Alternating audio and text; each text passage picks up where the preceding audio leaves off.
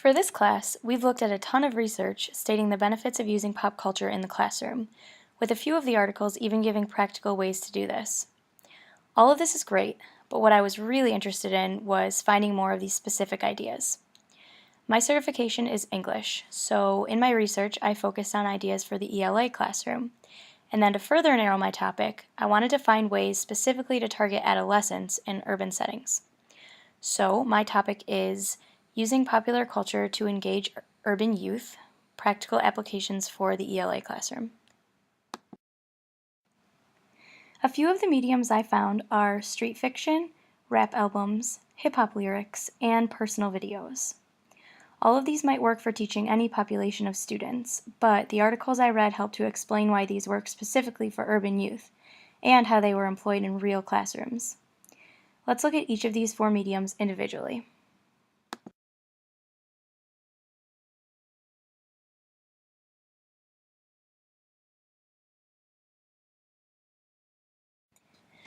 Beginning with street fiction, this is a growing part of African American culture. According to one article, the term street fiction refers to the genre of novels whose plots, characters, and settings focus on everyday life in contemporary urban neighborhoods. So think hip-hop aesthetics, independent production, independent authorship. A few things make street fiction books different from other types of novels. First, there's a heavy focus on drugs, sex, and violence. These types of books tend to, quote, promote illegal employment, immoral behavior, and unhealthy life choices through their plots and characters, according to the same article.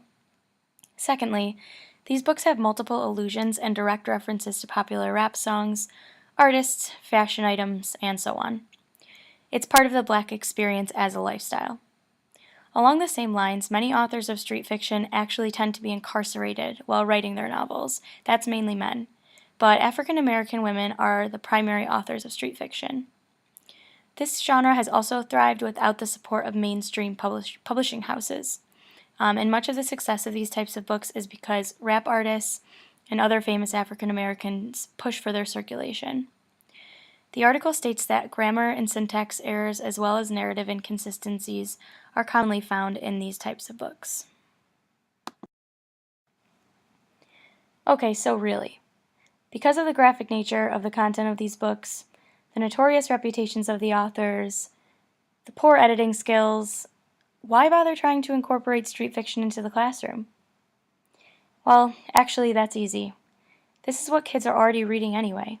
They might as well learn from it, right? First of all, street fiction doesn't always glorify the street life, but instead can be used as cautionary tales that attempt to discourage teens away from a life of violence and illegal activities. English teachers can also create activities where students closely read and edit texts, critiquing the grammar, syntax, and so forth. Students can censor the material and edit scenes they find inappropriate for school, or rewrite scenes they wish had gone differently. Male-centered books might be rewritten from a female perspective, or vice versa.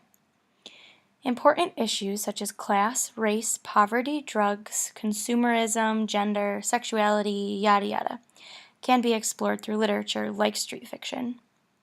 Students can also attempt to compare and contrast street fiction with more traditional Western pieces. They might write their own street fiction stories, or create rap songs or spoken poetry based off of the books. Last but not least, students might play the critic and write a review of a piece of street fiction to be published on a site like Amazon. So, as you can see, there are plenty of ways to incorporate street fiction into the English classroom. Some of the benefits of using street fiction in the classroom are what?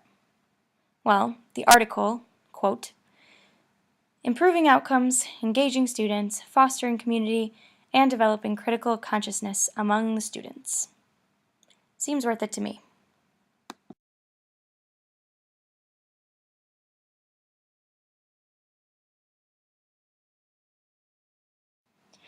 Okay, so the next medium to explore is the rap album. This is a little more self-explanatory than the street novel, but does deserve a bit of explanation. First of all, rap is not the same as hip-hop. Here's the difference. Hip-hop describes the whole thing, including the music, while rap conveys the actual words. It's the vocal performance itself. In this example, a secondary English teacher collaborated with an art teacher to explore Geoffrey Chaucer's The Canterbury Tales. Though it might not seem so at first, this is actually somewhat fitting, as Chaucer's writing was probably as offensive to his time as some rap is to ours. The article claims that Chaucer's writing is bawdy and was similarly used to critique social and political issues during the time in which he lived, just as many rap albums do today. This project required students to reflect on elements found in both the Canterbury Tales and in rap music, such as end rhyme, internal rhyme, assonance, consonance, and slant rhyme. Comparisons of gender and class were also looked at.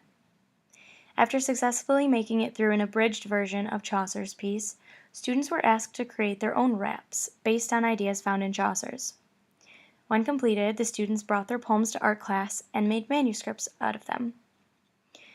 Motivated by the idea of their work being recorded and published onto CDs for each of them to take home, the students performed their raps in a makeshift studio using Apple's GarageBand. Some of the benefits of using rap in the classroom?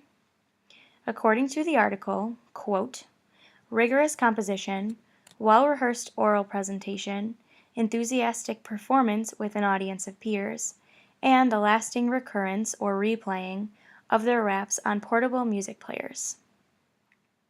Could merely reading Chaucer do all of that? Probably not. Let's have one final word from the author himself. Go to the next slide.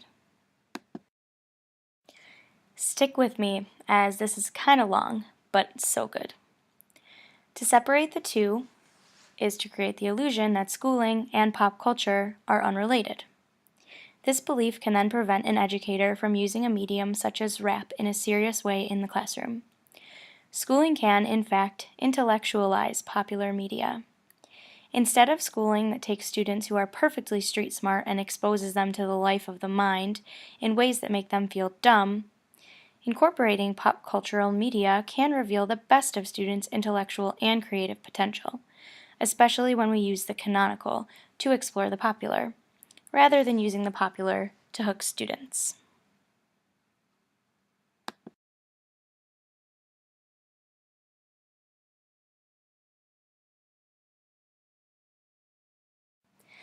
Okay, we're doing good. The next medium to explore is the recorded video. The author of this piece ran an after-school video club which attempted to bridge the gap between home life and school literacy goals for students.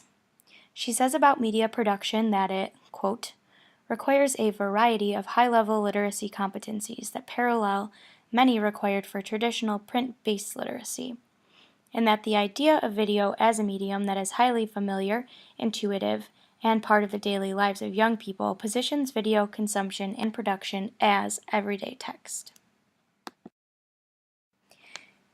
In this article, a traditionally underperforming student who labeled himself as a thug and struggled both in and out of school impressed both his teacher and peers with an amazing video project, highlighting one of his favorite hobbies, Yu-Gi-Oh!